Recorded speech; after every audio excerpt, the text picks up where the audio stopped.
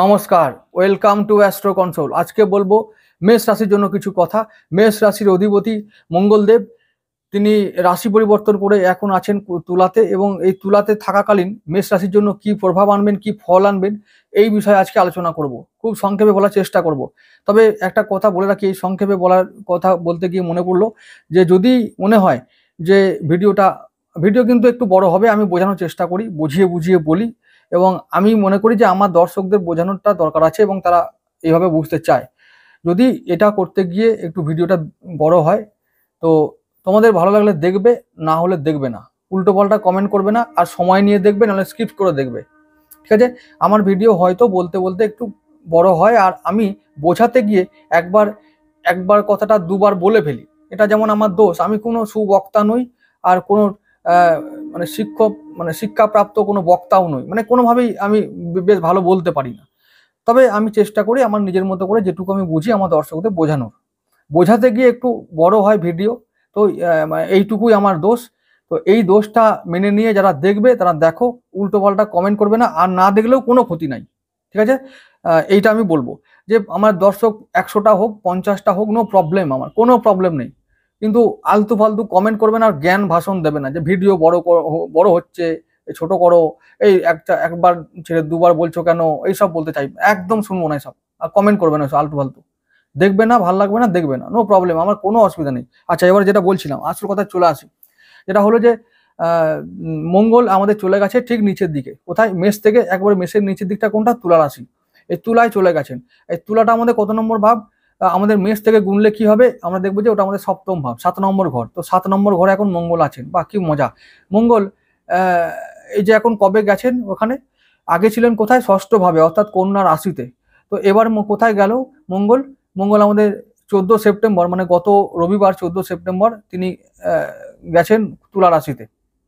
আজকে 17 সেপ্টেম্বর, আজকে তোমরা ভিডিওটা দেখছো, 3 দিন অলরেডি, 14, 15, 16, 3 দিন পেরিয়ে গেছে। আচ্ছা, এরপরে মঙ্গল যখন তুলায় এলো, তাহলে তুলায় এসে তিনি তুলায় থাকা 3টে নক্ষত্রকে সঞ্চার করবেন।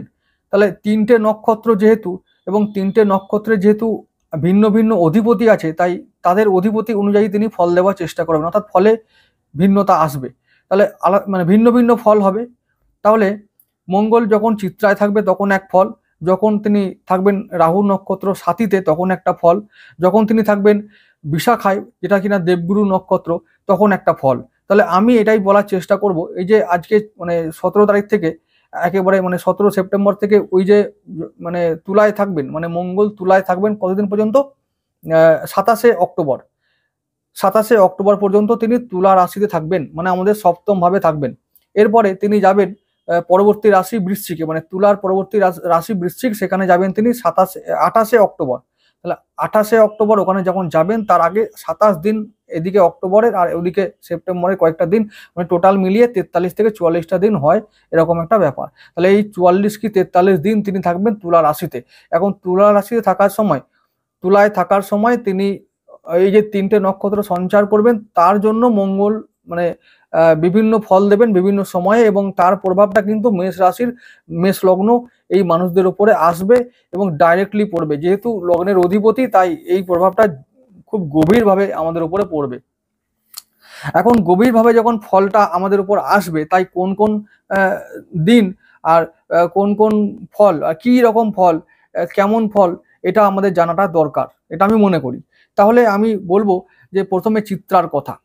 আচ্ছা, এরপরে আরেকটা কথা বলে রাখি, যখন তিনি কন্যা থেকে তুলায় এলেন, তাহলে তুলায় যখন এলেন তার দৃষ্টিতে বদল হলো, তার অ্যাঙ্গেল বদল হলো, মানে তার দৃষ্টিতে বদল হলো। তো এখন যখন তুলায় এলেন, তার চতুর্থ দৃষ্টি কোথায় পড়বে? মকর রাশিতে। তাহলে চতুর্থ দৃষ্টি মকর রাশিতে পড়বে, সপ্তম দৃষ্টি মেষ রাশিতে পড়বে, তার অষ্টম দৃষ্টি পড়বে বৃষ রাশিতে। তাহলে মঙ্গলের 3টে দৃষ্টি, তাহলে একটা চতুর্থ দৃষ্টি, সপ্তম দৃষ্টি আর অষ্টম দৃষ্টি। আচ্ছা, তাহলে এই 3টে দৃষ্টির বদল হবে, এবং বদল হবে, রাশিরও বদল হবে, এরকম। তাহলে আচ্ছা, এরপরে দৃষ্টি বদল হবে মানে ওই ভাবগুলো কন্ট্রোল করবে মঙ্গল, এবং ওই ভাবগুলোতে ফলের বদল হবে। তো কি কি হবে সবকিছু সম্পর্ক করে আমি বলছি। এরপরে যেটা বলবো, এটা আমি তোমাদেরকে বোঝানোর জন্য বলে রাখি, মঙ্গলের উচ্চস্থ ঘর কোনটা? মঙ্গল উচ্চস্থ হয় মকর রাশিতে। মঙ্গল একটা অগ্নি প্রধান গ্রহ, অগ্নিধর্মী গ্রহ। তিনি বায়ু প্রধান বা বায়ুধর্মী বা বায়ু তত্ত্ব সম্পন্ন একটি গ্রহের রাশিতে তিনি বলবান হন বা উচ্চস্থ হন। কেন না অগ্নি বায়ুতেই বলবান হন। ঠিক আছে, মানে অগ্নি কি হয়, বায়ু পেলে তার তেজ, তার শক্তি বাড়ে, তাই তিনি ওই মকর রাশিতে গিয়ে উচ্চস্থ হন। কারণ শনি হলো বায়ু প্রধান একটি গ্রহ, এবং রাশি ওই মকর রাশিটাও ওই রকমই। মকর রাশি তত্ত্ব পৃথিবী তত্ত্ব হতে পারে, কিন্তু এখন আমার ঠিক মনে নেই, কিন্তু হয়তো পৃথিবী তত্ত্বের রাশি। কিন্তু শনি যেহেতু বায়ুকে কন্ট্রোল করে, তাই মঙ্গল ওখানে উচ্চস্থ অবস্থা হয়। আর মঙ্গল নিচস্থ কোথায় হয়? মঙ্গল নিচস্থ হয় কর্কট রাশিতে, সেটা জল। মঙ্গল ওখানে জলে গিয়ে তার শক্তি হারিয়ে ফেলে, তাই ওখানে নিচস্থ হয়ে যায়। ঠিক আছে, মঙ্গল অগ্নিধর্মী রাশি, তাই অগ্নিধর্মী গ্রহ, তাই ওই কর্কট রাশিতে সে বলহীন হয়ে পড়ে, তাই নিচস্থ অবস্থা প্রাপ্ত হয়। তার স্বক্ষেত্রী কোনটা? স্বক্ষেত্রী হলো যে আমাদের মেষ রাশি আর বৃশ্চিক রাশি। মঙ্গলের স্বক্ষেত্র বা নিজের ঘর কোনটা? মেষ রাশি আর বৃশ্চিক রাশি। তাহলে কোনো গ্রহ যখন স্বক্ষেত্রী হয়, মানে তার নিজের ঘর থেকে যখন উল্টো দিকে যায়, তখন স্বক্ষেত্রীর উল্টো কি হয়? নাশস্থ। তাহলে নাশ হয়ে যায়, সেই গ্রহটা নাশ হয়ে যায়, মৃত হয়ে যায়, তার আর কোনো অস্তিত্বই থাকে না। তো নিচস্থ গ্রহ তবু ভালো, কিন্তু নাশস্থ গ্রহ একদম ভালো না। মানে সে ভয়ানক হয়ে যায়, সে ভয়ানক ফল দেয়, সে অশুভ ফল দেয়।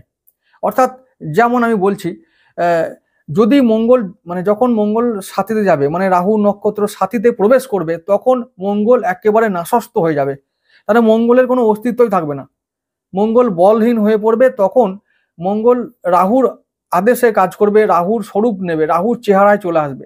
তাহলে মঙ্গল তখন রাহুতে কনভার্ট হবে, রাহুতে পরিণত হবে, রাহুর চেহারায় চলে আসবে, রাহুর মতন আচরণ করবে, রাহুর মতন স্বরূপ করবে। তো মঙ্গল তখন রাহুতে পরিণত হবে, এবং তখন রাহুর আদেশে চলবে। রাহুর পঞ্চম দৃষ্টিতে মঙ্গল এখন আবদ্ধ হয়েছে। রাহুর পঞ্চম দৃষ্টি কোথায়? ওই যে চলে এসেছি আমরা, যদি কুম্ভ থেকে গুনি তাহলে কোথায় আসবো?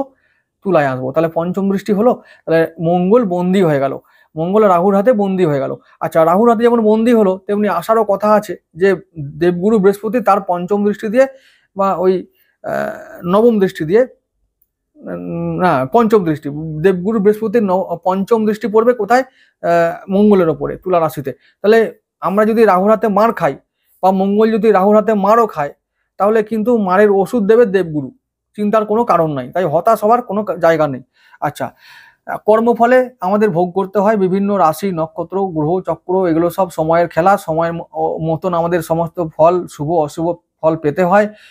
তো পেলেও কি হবে, আমাদের জন্য আমরা মার খাচ্ছি, কিন্তু ভগবান তো করুণাময়, তা ওষুধ তিনি ব্যবস্থা করেছেন, তাই ওষুধের ব্যবস্থা হলো এই দেবগুরু দৃষ্টি। মানে যদি কোনো ড্যামেজ খুব হয়, তো সেটা খুব আয়ত্তের বাইরে যাবে না, বা একেবারে জীবনহানির কোনো কিছু হবে না, আমরা বেঁচে যাব।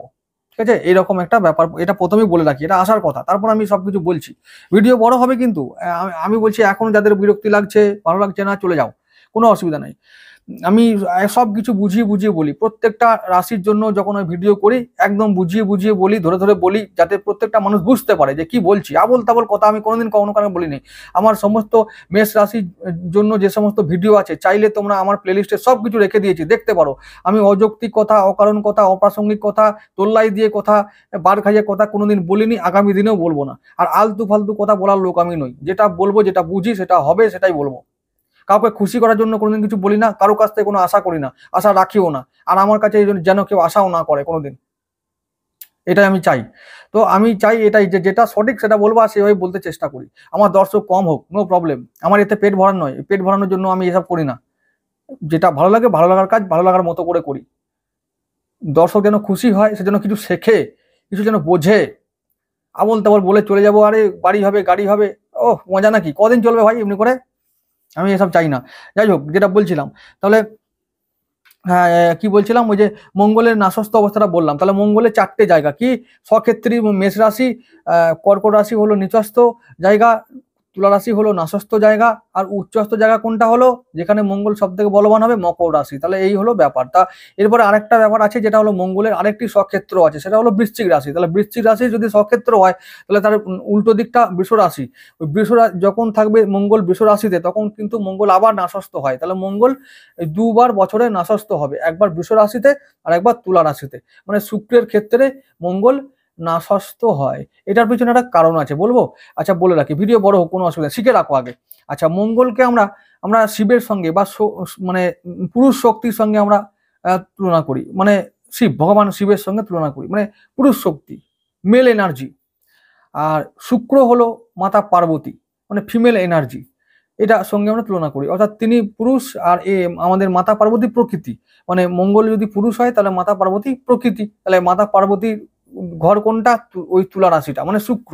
এবং এই জন্য শুক্রের ইষ্ট দেবীকে মাতা পার্বতী, মা দুর্গা। তাহলে শুক্রের ইষ্ট দেবী ওই জন্য মা দুর্গা। আর মঙ্গলের ইষ্ট দেব হলো যে মঙ্গলের ইষ্টদেব ভগবান ভোলেনাথ। তিনি তো ওই জন্য কার্তিকেয়কে আমরা ওই জন্য কল্পনা করি, মানে মঙ্গলকে আমরা কার্তিক, ভগবান কার্তিক রূপেই আমরা কল্পনা করি, এবং তার জন্য তাদের তো দেবতা, ইষ্ট দেবতা হবেই যে ভগবান ভোলেনাথ। তো এই জন্য যাই হোক, আমরা যেটা হচ্ছে কালপুরুষের শক্তিটা কি, পুরুষ শক্তিটা কি হলো, কালপুরুষকে ধরবো, আমরা ব্রহ্মাণ্ডকে ধরবো। তাহলে প্রথম যে এনার্জিটা সেটা হলো মঙ্গল, আমরা মেষ রাশিকে কল্পনা করি, ওই যে মানে সেটা হলো যে ভগবান শিব যদি ধরে নিই, তার ঠিক তার সাথীকে, জীবন সাথী, তার সপ্তমপতিকে, তার সপ্তম মেষ, যদি মেষ রাশি পুরুষ হয় তাহলে তার সপ্তমপতি, তার যে নারী শক্তি বা প্রকৃতি শক্তি কে হলো? তুলা রাশিটা। তাহলে তুলা রাশি মাতা পার্বতী, ওটা ভগবান শিব। এই হলো ব্যাপার। তো এইবার কি হচ্ছে, যখন ভগবান শিব যখন পার্বতীর ঘরে আসে তখন পার্বতীর জারি জুড়ি চলবে, তার আদেশে চলতে হবে। তাই মঙ্গল ওখানে তার তার কোনো ক্ষমতাই থাকে না, বলে ঠিক আছে তোমার ঘরে এসছি বাবা, তুমি আমাকে যা বলবে তাই শুনবো, এইরকম ব্যাপার। তাই তার কোনো এনার্জি নাই, তার কোনো এই ব্যাপারটা নেই। ঠিক এরকম ব্যাপার, এরকম মানে আমরা হয়তো গল্প করে বলছি, তা ব্যাপারটা এরকম এরকম করে গল্প করে ধরে নিতে হবে, তবে তো বুঝতে পারবো নাকি। আচ্ছা, এরপর যখন শুক্রের আরেকটি ঘর আছে, সেটা বৃষ রাশিতে। এবার বৃষ রাশিতে যখন সেটাও শুক্রের ঘর, তাহলে ওখানেও মায়ের জায়গা। তাহলে এবার ও বলবে, আবার যখন মঙ্গল ওই ঘরে যাবে তখন বলবে, এই আমার ঘরে এসছো, এখন চুপচাপ থাকো, আমি যা বলবো তাই শুনতে হবে। কিন্তু সেখানে আর ভগবানের শিবের কোনো জারি জুড়ি থাকে না, তার কোনো ক্ষমতা থাকে না।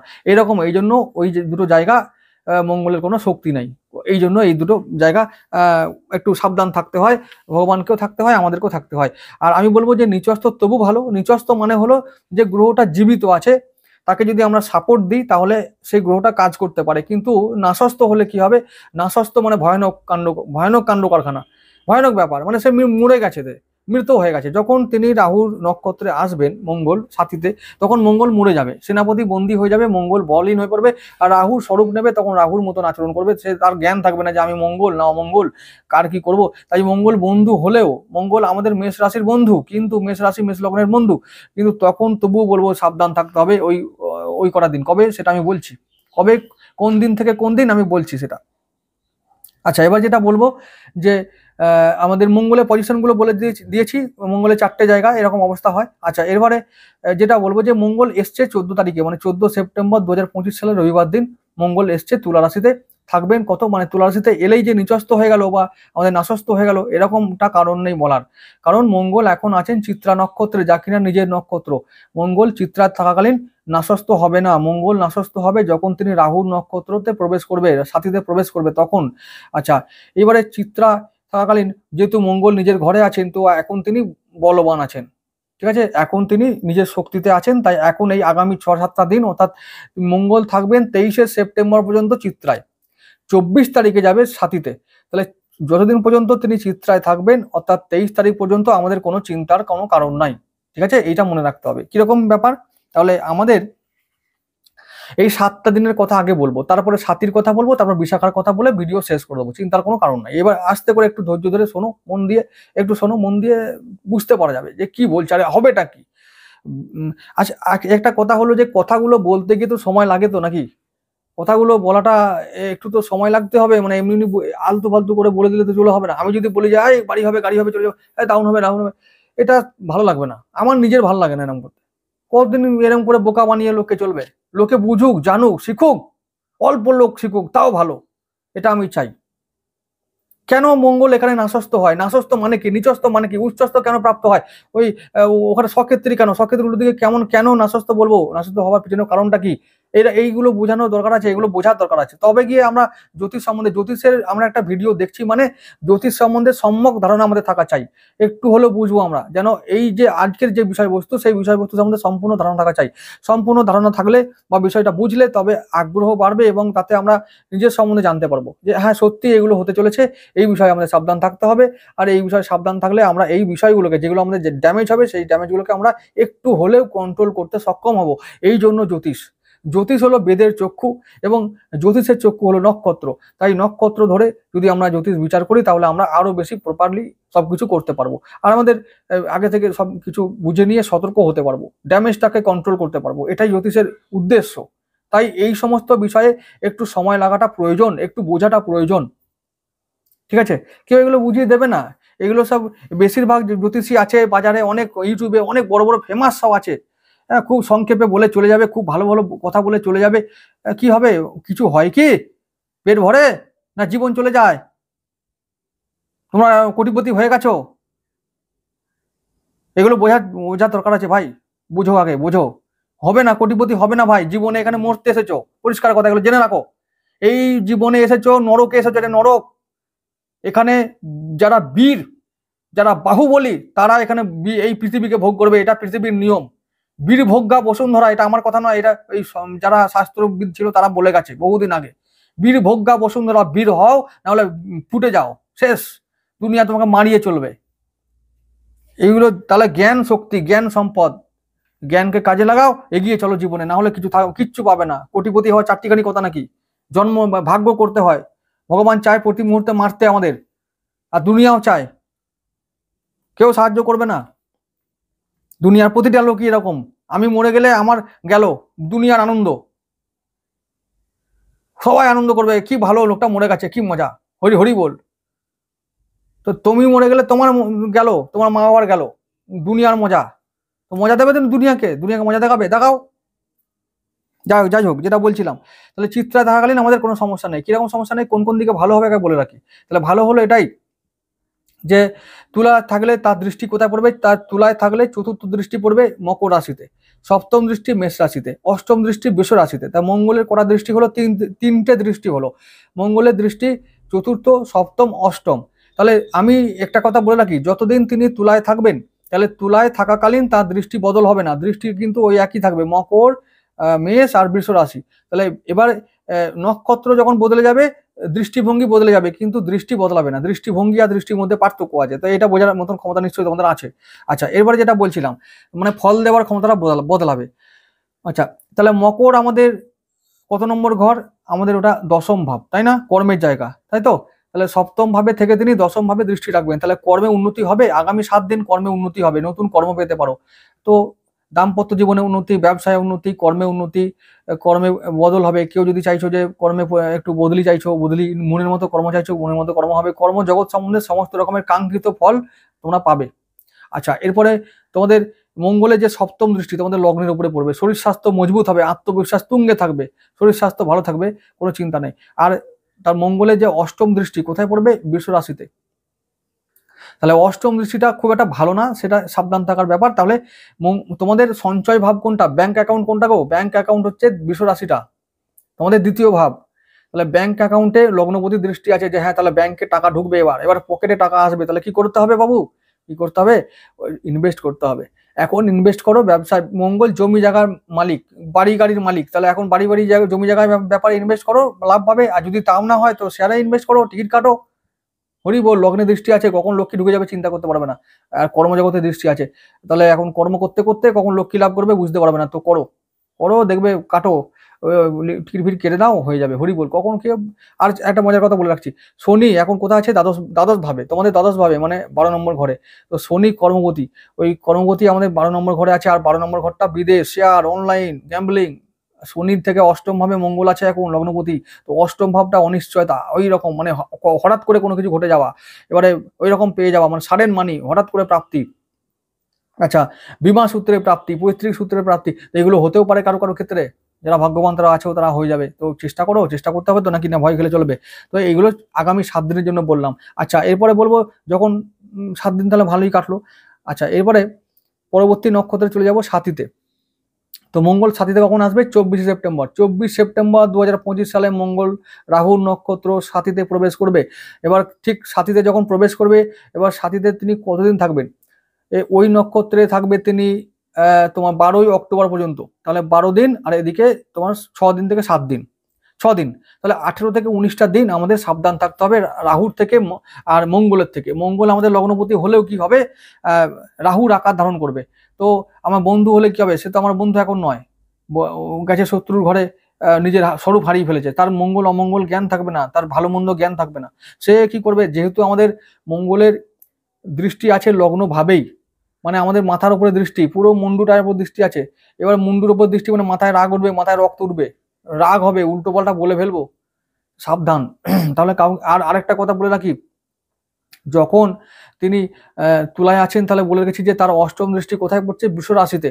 বৃষ রাশিটা আমাদের হচ্ছে মুখ, এই যে মুখ দিয়ে কথা বলছি, এই মুখটা আর মুখমণ্ডলটা, তাহলে বৃষ রাশি শত্রু কিন্তু, তাই শত্রু কি করবে, আমাদের মুখ দিয়ে এমন কিছু বলিয়ে নেবে আর এমন রাগিয়ে দেবে যাতে আমার ক্ষতি হয়। তাহলে কি ক্ষতি হবে, কোথায় ক্ষতি হবে, এই যে যেখানে সপ্তম ভাবটা মঙ্গল আছে, তো সপ্তম ভাবে ক্ষতি হবে, দাম্পত্য সাথীর সঙ্গে অশান্তি, দাম্পত্য জীবনে অশান্তি, ব্যবসায়িক জীবনে অশান্তি, কর্মজীবনে অশান্তি, কর্মহানি হতে পারে অনেকের। যাদের রাহু মঙ্গলের সমস্যা আছে বা শনির সমস্যা আছে জন্মছকে, তাদের কিন্তু কর্ম চলে যাবে, খুব সাবধান।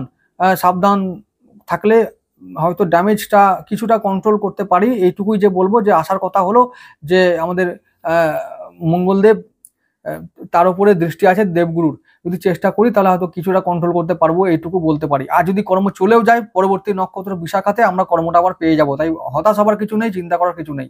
নিজেকে কখনো ছোট মনে করবে না, কর্ম চলে গেছে বলে তুমি কিন্তু অযোগ্য হয়ে পড়েছো তা কিন্তু নয় ভাই। হ্যাঁ, তোমার মতন যোগ্যতা অনেকেরই নেই। আর তো মানে মানুষের মধ্যে অসীম শক্তি আছে, অমৃত পুত্র তোমরা, তাই কর্ম চলে গেছে বলে চিন্তা হয়তো আছে, কিন্তু এরকম নয় যে তুমি অযোগ্য। তাই হতাশ না হয়ে চেষ্টা করো, আবার পাবে, ভালো কাজ পাবে। তাই ভগবান যা করে মঙ্গলের জন্য করে, এটা মনে রেখে কাজ করবে সবসময়। হেরে যাবার মানুষ তোমরা নও। মেষ রাশি মানে হলো যোদ্ধা, মেষ রাশি মানে হলো আজীবন যুদ্ধ করে চলতে হবে। আমি বলেছি মেষ রাশি যাদের অশ্বিনী নক্ষত্র, যারা অশ্বিনী নক্ষত্রের ভিডিও দেখোনি এখনো, আমি বলছি তোমরা একবার অশ্বিনী নক্ষত্রের ভিডিওটা দেখে নাও, তো মেষ রাশি কেমন বুঝতে পারবে। আবার বলছি ভরণীয় নক্ষত্র ভিডিও আছে, সেটাও তোমরা দেখে নাও। আমি নক্ষত্রের জন্য মানে অশ্বিনী, ভরণী, কৃত্তিকা, রোহিণী সবার ভিডিও দিয়েছি, 4টে ভিডিও, তো দেখে নাও, দেখে নেবে, তোমরা শিখে নাও যে তোমাদের জীবনটা কেমন ভাই।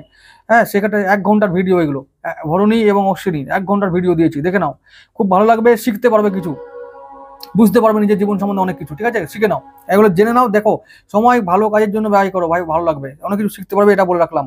আচ্ছা, এবার বলে রাখছি পরবর্তী যেটা কথা, যেটা বলবো সাথীর কথা গিয়ে বলবো। তাহলে রাহুর মতো মঙ্গল হবে, রাহু ওই জায়গায় অমঙ্গল করবে, আমাকে রাগাবে, আমার শরীর স্বাস্থ্যে এমন কিছু প্রভাব ফেলবে যাতে আমি অনিয়ম করি, খাদ্যের অনিয়ম করব, মুখ দিয়ে এমন কিছু খেয়ে নেবো বা মুখ দিয়ে এমন কিছু বলবো যাতে আমার রাগ তৈরি হয় আর রক্ত মাথায় ওঠে। ঠিক আছে, এইগুলো হবে কিন্তু। তো আমাকে আজে বাজে খেলে চলবে না, যেহেতু আমার মুখমণ্ডল এই বিশ্বরাশিটা অষ্টম, এমন খাবো মরে যাবো, এরকম করে যেন না হয়। তো এইটা কিন্তু চাইবে রাহু। রাহু তো দৃষ্টি রেখেছে, রাহুর পঞ্চম দৃষ্টি মঙ্গলের উপরে আছে, তাই খবরদার যেন আমরা উল্টো পাল্টা না খাই। এই সময় পুজোর বাজার চলছে, এই সময় আমাদের শুরু হয়ে যাবে কদিন পরে পুজো, তো খাওয়া দাওয়া যেন অবশ্যই কন্ট্রোল থাকে, এটা আমি মেষ রাশির জন্য অবশ্যই বলবো। লগ্নের ওপরে মঙ্গলের দৃষ্টি পড়বে, লগ্ন ভাবটাই মানে হচ্ছে আমাদের শরীরের উপর দৃষ্টি পড়ছে, শরীর খারাপ হবে, আর খাবার জন্য উল্টো পাল্টা খাবার জন্য শরীর খারাপ বেশি হবে। আচ্ছা, এবারে দাম্পত্য জীবনে অশান্তি বলেছি, চরম পর্যায়ে পৌঁছাবে, ব্যবসায় চরম পর্যায়ে ফালতু ঘটনা ঘটবে, যে খদ্দের নাই, এরকমও হবে। কিন্তু আবার বলছি, বাঁচার উপায় আমি বলে দিচ্ছি, উপায় আছে, কোনো চিন্তা নাই। আচ্ছা, এরপরে আমি বলেছি মঙ্গলের চতুর্থ দৃষ্টি কোথায় পড়ছে, কর্মজীবনে। কর্ম যদি হানিও হয় তো চিন্তার কিছু নেই, কর্ম আবার বিশাখায় গেলে পাবে। বিশাখায় কবে যাবে, এবারে আমি পরবর্তী যেটা বলে যাচ্ছি, যদি রাহু নক্ষত্রে থাকার সময় মঙ্গলের জন্য বা রাহুর জন্য যদি কখনো কোনো মানে গন্ডগোল ঘটে, তাহলে বলবো যে মঙ্গলের জন্য আর বৃহস্পতির জন্য উপায় করতে, আর রাহু শনির দান করতে। ঠিক আছে, যদি মেষ রাশি মেষ লগ্ন হও, ঠিক আছে, যদি মেষ রাশি মকর লগ্ন হয়ে গেল, যদি কুম্ভ লগ্ন হয়ে গেল, যদি বৃষ তুলা লগ্ন হয়ে গেল, তাহলে কিন্তু অন্য ফল, তাহলে কিন্তু মঙ্গলের দান করতে হবে। তখন কিন্তু রাহু আর শুক্র তোমাদের বন্ধু, ওদেরকে কিন্তু কোনো স্ট্রং করতে হবে, ওদের দান করলে চলবে না, এইটা মাথায় রাখতে হবে। তাই প্রতিকার বলার সময় বা করার সময় কিন্তু আমি বলবো পরামর্শ, কোনো বিশেষজ্ঞ লোকের পরামর্শ নেওয়াটাই ভালো হবে। এই সব করতে গিয়ে আমরা নিজেরাই নিজে ডাক্তার হতে গিয়ে হিতে বিপরীত করে ফেলবো, এটা যেন কখনো না হয়। আচ্ছা, যেটা তাহলে আমার আজকে ভিডিওর বিষয়বস্তু কি, মেষ রাশি মেষ লগ্ন, তাই আমি এদের জন্য বেশি বলবো। আর অন্যদের জন্য বলতে গেলে ইচ্ছা থাকলে উপায় হয় না, কারণ ভিডিও অলরেডি কত মিনিট চলছে এখন, 24 মিনিট। এবার যদি বলতে যাই সবার জন্য, তাহলে আরো 24 হয়ে যাবে, তাহলে মানুষ দেখবেই না আমার ভিডিও, বলবে এ হতে ছাড়া বেরো এখান থেকে। সত্যি তাই, এটাই, মানুষ অত সময় এখন নেই। আমি এখন, আর তাও কথা হলো যে আমি ফেমাস কোনো লোক নই যে আমার ভিডিও দিলেই সবাই হু করে দেখতে শুরু করবে, এরকমও তো ফেমাস লোক নই না, এটাই ব্যাপার আছে। আচ্ছা, এবার যেটা বলছি, হ্যাঁ, যেটা আমি সাথীতে নক্ষত্র থাকার সময় মঙ্গল যে সবসময় খারাপ ফল দেবে তাও কিন্তু নয়। যখন এই নক্ষত্রে মঙ্গল থাকবে তখন ইনভেস্টমেন্ট বাড়িয়ে দেবে। জমি জায়গা যারা দালালি করো, যারা জমি জায়গা ব্যবসা করো, যারা রিয়েল এস্টেট ব্যবসা করো, যারা প্রপার্টি ডিল করো, যারা ধরো শেয়ার মার্কেটে আছো, যারা যারা বলবো যে যাদের ব্যবসাটাই এরকম যে ফাটকা ইনকাম, তো এই রকম লোকদের দারুণ পয়সা হবে ভাই। জমি জায়গা বিক্রি হবে, কারবার ভালো হবে, ফুলে ফেপে উঠবে, দারুণ ব্যাপার। এমনি চিন্তার কিছু নেই, ভালো হবে। রাহু কিন্তু সবসময় খারাপ করে তাও নয়। রাহু কি করবে, ওই দাম্পত্য সম্পর্ক যখনই ঘরে ফিরবে গিন্নি এমন ঠোকা দেবে, হয়ে গেল, মনটা খেচড়ে গেল, এইগুলো হবে। কিন্তু বাইরে যখন তুমি যাবে রাজা, বাইরে গেলে আবার তুমি রাজার মতো কাজ করবে, ভালো ভালো ডিল হবে, পয়সা ইনকাম করবে, হ্যাঁ, মন ভালো থাকবে, তখন আবার এই সবগুলো হবে। তো ভালো মন্দ সবই হবে, ভালো মন্দ সব সময় হয়। যেমন চিত্রায় সবটাই ভালো হবে তা নয়, সবটা যে খারাপ হবে তাও নয়। আবার সাথীতে থাকার সময় তাই ভালো সব সময় হবে তাও নয়, আবার খারাপ সব সময় হবে তাও নয়, এটা হতে পারে না। ভালো মন্দ সব জায়গায় সব সময় হয়ে থাকে। তো এটাই বলছি যে রাহু আমাদেরকে মারবে, কিন্তু রাহু আবার মলমও দেবে। তো মলম কোন দিকে দেবে, বলবে যাও বাইরে বেরো। আর আমি বলবো যে এই একটা কথা বলে রাখি যে 12 অক্টোবর পর্যন্ত আমরা ঘরে থাকবো না, তাহলে আমাদের ভালো ফল হবে। যদি ভালো ফল পেতে যাও আমরা বাইরে বাইরে ঘুরবো, আমরা বাইরে সময় কাটাবো। কবে থেকে, 24শে সেপ্টেম্বর থেকে 12 অক্টোবর পর্যন্ত, এই যে 19টা দিন, এই 19টা দিন আমরা বাড়ির বাইরে কাটাবো। আমরা কাজের জন্য চেষ্টা করব, কর্মজগৎকে বা কর্মজীবনকে আমরা উন্নত করার চেষ্টা করব, আয় বাড়াবার চেষ্টা করব। তাহলে আমরা রাহুর ভালো প্রভাবটা পাবো, বা খারাপ প্রভাব থেকে বাঁচবো। আর খারাপ প্রভাব কোথায় পড়বে, যত ঘরে থাকবে, যত গিন্নির কাছে থাকবে, ততই মার খাবে, মুখ ঝামটা খাবে, আর ততই মন খারাপ হয়ে যাবে। আবার উল্টো হিতে বিপরীত হবে, ওই যে উল্টো পাল্টা বলে ফেলবে, উল্টো পাল্টা বলে ফেলবে, এই কারণে মাথায় রাগ উঠবে। আর ওই যে তার রাস্তা আছে বৃষ রাশি, আমাদের মুখমণ্ডল বলেছি, তাহলে বৃষ রাশিতে অষ্টম দৃষ্টি পড়ছে, আর উল্টো পাল্টা বললেই ব্যাস গিন্নিও যাবে চড়ে, আর তখনই তুলকালাম কাণ্ড। ওইসব না করে বাড়ি থেকে বেরিয়ে পড়ো, একদম কাজ না থাকলেও বাড়িতে গিয়ে বাইরে গিয়ে আড্ডা মারো, গঙ্গার ধারে গিয়ে হাওয়া খাও, হ্যাঁ, তো তাও ভালো, কিন্তু ফালতু ঘরে বসে থাকবে না, এটা আমি বলে রাখলাম। রাহু শনি এরা কিন্তু বাইরে বেরোনোটা পছন্দ করে, মানে এরা এরকমই। রাহু আর শনি কিং মেকার। তো কিং হতে গেলে কি করতে হবে, রাজ্যে রাজ্যে ঘুরতে হবে, তবে তো তোমার কিংডমকে বাড়াতে পারবে, এটাই নিয়ম।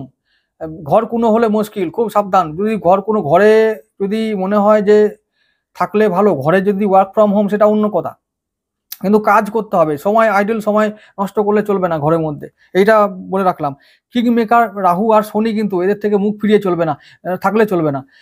এই যে আমি কিং হতে যাব, কবে কিং হলে আমাকে বাইরে বেরোতে হবে, তবেই তো আমি বাইরে থেকে টাকা ইনকাম করতে পারবো। তো বাইরের যে আমি বলছি শনির আমাদের এখন আছে দ্বাদশ ভাবে, তাহলে কর্মটাই বাইরে থেকে করতে হবে, আর বিদেশ থেকে করতে হবে। বিদেশি যে সমস্ত যে সুযোগ আছে, আয় সোর্স অফ ইনকাম, সেগুলোকে কাজে লাগিয়ে আমাদেরকে আয় করতে হবে, এটাই হলো ব্যাপার। তো ভালো ফল এগুলো, মানে আমি টাকা পাবো, ঘরে এলে মুখ ঝামটা খাবো, চুপচাপ থাকবো, ঘরে মুখে থাকবে এরকম তালা, চুপচাপ, আর কোনো ব্যাপার নয়। আচ্ছা, এরপরে পরবর্তী নক্ষত্রে চলে যাব, সেটা হলো বিশাখা।